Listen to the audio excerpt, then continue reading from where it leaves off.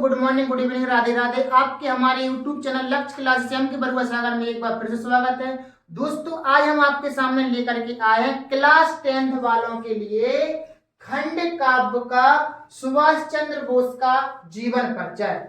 और जो आपकी यूपी बोर्ड एग्जाम 2025 और 26 में जो पेपर होने वाले हैं, आपके 3 नंबर का 101% आपका ये क्वेश्चन जरूर आएगा। तो दोस्तों, देखते हैं इसमें खंड काव्य में क्या करना है। हम आपको पहले बता दें, खंड काव्य में आपके 10 लेसन के समथिंग हैं और 10 लेसन में से आपके सारे लेसन आएंगे पेपर में, लेकिन आपको खंड काव्य में केवल सुभाष चंद्र बोस का ही आपको देखना है। क्यों देखना है? आपको जिला वाइज आपको दिया गया है। यदि आप झांसी जिला में पढ़ रहे हैं तो आपको सुभाष चंद्र बोस का आपको याद करना पड़ेगा, और यदि आप और किसी जिला में पढ़ रहे हैं तो आप अपने लेसन में और जो भी लेसन है उस लेसन के ऊपर ही लिखा रहता है कि जे वाला लेसन किस जिला में है, तो आप इस तरीके से अपना याद कर सकते हो। तो हम झांसी जिला से यानी कि यूपी बोर्ड एग्जाम के लिए हम तैयारी कर रहे हैं, जिसमें आज आप खंड काव्य आप करेंगे। 3 नंबर का क्वेश्चन है, सुभाष चंद्र बोस का जीवन परिचय पूरा आना है, तो आप इसको करेंगे। तो वीडियो शुरू करने से पहले कुछ 2 लाइनें लिखी हैं आपके ऊपर कि जब तक किसी काम को हम शुरू नहीं करते नामुमकिन ही लगता है। जब तक किसी काम को हम शुरू नहीं करते तब तक वो हमें नामुमकिन ही लगता है। यानी आपने अभी तक यदि कुछ ना पढ़ा है, सुभाष चंद्र बोस का जीवन परिचय याद ना किया है, आपको ये लगता है कि सुभाष चंद्र बोस का जीवन परिचय इतना बड़ा है, कैसे याद करेंगे, क्या करेंगे? जब तक आप याद नहीं करेंगे तब तक आपको ये बड़ा ही लगेगा, और जैसे ही आप समझ करके याद करेंगे आपको तुरंत ही याद हो जाएगा। तो इसीलिए 2 लाइनें लिखी हैं, जब तक किसी काम को हम शुरू नहीं करते तब तक वो हमें नामुमकिन ही लगता है। तो दोस्तों, हम आपको बहुत ही सिंपल लैंग्वेज में बताएंगे कि सुभाष चंद्र बोस का जीवन परिचय किस तरीके से आप याद करेंगे। तो पहले तो क्वेश्चन कैसा आएगा आपका खंड काव्य से, जय सुभाष खंड काव्य के आधार पर उसके नायक का चरित्र चित्रण कीजिए। तो सुभाष चंद्र जय सुभाष खंड काव्य के आधार पर उसके नायक का चरित्र चित्रण कीजिए, यानी कि सुभाष चंद्र बोस का आपको जीवन परिचय लिखना है, या फिर अपनी भाषा में कह दें कि सुभाष खंड काव्य के आधार पर उसके नायक का चरित्र चित्रण, मतलब वही होता है कि जीवन परिचय आप लिखेंगे। देखते हैं आंसर आपका शुरू होता है। ये हमने अपने तरीके से नोट्स को बनाया है, बहुत ही सिंपल लैंग्वेज में लिखवाया है। आपकी इसमें किताब की भाषा ज्यादा नहीं है कि किताब की भाषा आप पढ़ेंगे तो आपको याद नहीं होती, इसलिए हमने आपको लिख करके बताया। देखो, श्री विनोद चंद्र पांडे द्वारा, श्री विनोद चंद्र पांडे यानी कि विनोद द्वारा रचित जय सुभाष नामक खंड काव्य स्वतंत्रता संग्राम के महान सेनानी सुभाष चंद्र बोस के त्याग, देशभक्ति एवं बलिदान पूर्ण जीवन की गाथा प्रस्तुत करता है। यहाँ तक आपकी एक शीर्षक टाइप में, यानी कि जो आपका लेसन है सुभाष चंद्र बोस के बारे में, उसके बारे में लिखा है कि श्री विनोद चंद्र पांडे विनोद द्वारा रचित जय सुभाष नामक खंड काव्य स्वतंत्रता संग्राम के महान सेनानी सुभाष चंद्र बोस के त्याग, देशभक्ति एवं बलिदान पूर्ण जीवन की गाथा प्रस्तुत करता है। सुभाष चंद्र बोस का जन्म 23 जनवरी सन 1897 ईस्वी में कटक में हुआ था। कहाँ हुआ था सुभाष चंद्र बोस का जन्म? सुभाष चंद्र बोस का जन्म 23 जनवरी सन 1897 ईस्वी में कटक में हुआ था। इनके पिता श्री जानकी नाथ बोस तथा माता का नाम श्रीमती प्रभावती देवी था। कौन थे इसके? पिताजी थे श्री जानकी नाथ बोस और माताजी थी श्रीमती प्रभावती देवी था। और इनका संपूर्ण जीवन देश को स्वतंत्र कराने के लिए किए गए संघर्षों में व्यतीत हुआ है। तो पहली हेडिंग आपकी यानी कि एक शीर्षक के रूप में जो आप खंड काव्य में सुभाष चंद्र बोस का जीवन परिचय पढ़ रहे हैं, तो उन्हीं के बारे में हमने ये लिखा है। क्या लिखा है? श्री विनोद चंद्र पांडे विनोद द्वारा रचित जय सुभाष नामक खंड काव्य स्वतंत्रता संग्राम के महान सेनानी सुभाष चंद्र बोस के त्याग और देशभक्ति एवं बलिदान पूर्ण जीवन की गाथा प्रस्तुत करता है। सुभाष चंद्र बोस का जन्म 23 जनवरी सन 1897 ईस्वी में कटक में हुआ था। इनके पिता श्री जानकीनाथ बोस और माता श्रीमती प्रभावती देवी था। इनका संपूर्ण जीवन देश को स्वतंत्र कराने के लिए किए गए संघर्षों में व्यतीत हुआ।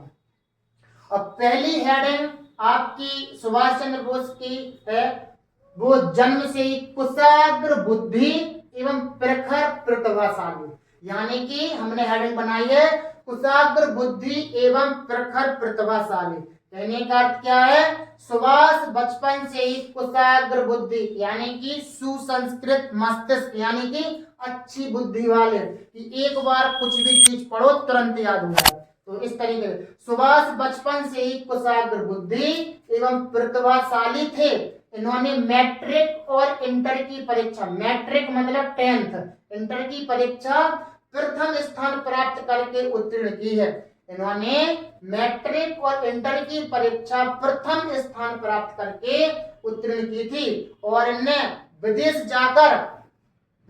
जाकर इन्होंने आईसीएस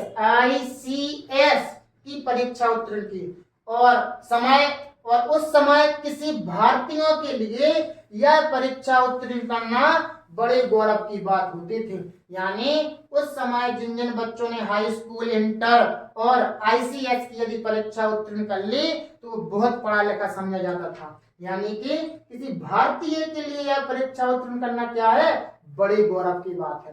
तो पहली हेडिंग में हमने यही लिखा है कुशाग्र बुद्धि एवं प्रखर प्रतिभाशाली। समझ में आ गया होगा कि सुभाष बचपन से ही कुशाग्र बुद्धि एवं प्रतिभाशाली थे। इन्होंने मैट्रिक, इंटर की परीक्षा प्रथम स्थान प्राप्त करके उत्तीर्ण की थी। विदेश जाकर फिर ने आईसीएस की परीक्षा उत्तीर्ण की और उस समय किसी भारतीय के लिए परीक्षा उत्तीर्ण करना बड़े गौरव की बात हुआ करते थे। अब दूसरी हेडिंग स्वाभिमानी, वो स्वाभिमानी थे, साहसी थे और निर्भीक थे। निर्भीक मतलब किसी से डरे ना। सुभाष में स्वाभिमानी और निर्भीकता की भावना कूट कूट कर भरी हुई थी। सुभाष में स्वाभिमानी और निर्भीकता की भावना बड़ी कूट कूट करके भरी हुई थी। वे किसी भी तरह अपने देश का अपमान नहीं सह सकते थे। वो किसी भी तरह अपने देश का अपमान नहीं सह सकते थे। छात्र अवस्था में यानी कि जब वो पढ़ाई कर रहे थे तो उस समय उनने प्रोफेसर ऑटेन द्वारा भारतीयों की निंदा सुनकर उन्होंने ऑटेन को एक तमाचा जड़कर अपने स्वाभिमान का परिचय दिया था। तो अपने शुरुआत में ही लिखा है वो स्वाभिमानी थे, साहसी थे, निर्भीक थे। तो सुभाष में स्वाभिमानी और निर्भीकता की भावना बड़ी कूट कूट करके भरी हुई थी। वे किसी भी तरह अपने देश का अपमान नहीं सह सकते थे। छात्र अवस्था में प्रोफेसर ऑटेन द्वारा भारतीयों की निंदा सुनकर इन्होंने ऑटेन को एक तमाचा जड़कर अपने स्वाभिमान का परिचय दिया। यानी कि प्रोफेसर जो ऑटेन थे एक भारतीयों की निंदा कर रहे थे यानी कि बुराई कर रहे थे। तो इनने सुन लिया सुभाष चंद्र बोस ने, तो इनने क्या किया, उनके गाल में एक तमाचा जड़ करके अपने स्वाभिमान का उन्हें परिचय दिया कि तुमने हमारे भारत देश की बुराई कैसे की। और फिर इन्होंने आईसीएस का गौरवपूर्ण पदवी इसलिए त्याग दिया था कि अंग्रेजों की नौकरी करना इनके स्वाभिमान के अनुकूल नहीं थी। क्यों? क्योंकि ये अंग्रेजों की नौकरी थी। ताकि आईसीएस उस समय जो अंग्रेज लोग भारत पर कब्जा किए हुए थे तो उस समय आईसीएस का गौरवपूर्ण पदवी इनने इसलिए छोड़ दिया था क्योंकि उस समय अंग्रेजों का शासन चल रहा था। तो ये नौकरी इनके स्वभाव के अनुकूल नहीं थी क्योंकि अंग्रेज लोग भारतीयों की निंदा करें और वो सुभाष चंद्र बोस को सहन करना आता नहीं था। तो इनने इसीलिए प्रोफेसर ऑर्डेन को एक तमाचा मार दिया था। तो दोस्तों हम आशा करते हैं कि आपको समझ में जरूर आ रहा होगा। अब तीसरी हेडिंग देखें, महान सेनानी एवं योद्धा। वो महान सेनानी थे और योद्धा थे। सुभाष महान सेनानी और एक अद्भुत योद्धा थे। आजाद हिंद फौज का संगठन और कुशल नेतृत्व करके इन्होंने एक श्रेष्ठ सेनापति होने की अपनी क्षमता सिद्ध कर दी थी। तो सुभाष महान सेनानी और अद्भुत योद्धा थे। आजाद हिंद फौज का संगठन और कुशल नेतृत्व करके इन्होंने एक श्रेष्ठ सेनापति होने की अपनी क्षमता सिद्ध कर दी थी। अंग्रेजों की विशाल सेना के विरुद्ध, अंग्रेजों की विशाल सेना के विरुद्ध युद्ध की घोषणा करके, अंग्रेजों की विशाल सेना के विरुद्ध, विरुद्ध का अर्थ क्या होता है, सामने अंग्रेजों की सेना खड़ी, इस साइड हमारी सेना खड़ी। तो उस समय सुभाष चंद्र बोस ने क्या किया, अंग्रेजों की विशाल सेना के सामने युद्ध की घोषणा करके उन्होंने अपने आदम्य साहस व बुद्धिमत्ता द्वारा उन्हें कई स्थानों पर पराजित किया, किन्हें, अंग्रेजों को, और तथा अनेक स्थानों पर भारतीय तिरंगा फहराकर अपने को महान विजेता सिद्ध कर दिया। तो इस तरीके के महान सेनानी थे और महान योद्धा भी थे कि अंग्रेजों से बिल्कुल भी नहीं डरते थे। लास्ट हेडिंग है, महान साहित्य सेवी। इनने देश की सेवा करने के साथ साथ हिंदी साहित्य में भी इनका बड़ा योगदान है। देखो क्या है, महान साहित्य सेवी श्री सुभाष ने अत्यधिक विपरीत परिस्थितियों में द इंडियन स्ट्रगल पुस्तक लिखकर अपने साहित्य प्रतिभा का परिचय दिया था। तो सुभाष चंद्र बोस ने अनेक विपरीत परिस्थितियों में द इंडियन स्ट्रगल पुस्तक लिख करके अपनी साहित्य प्रतिभा का परिचय दिया था।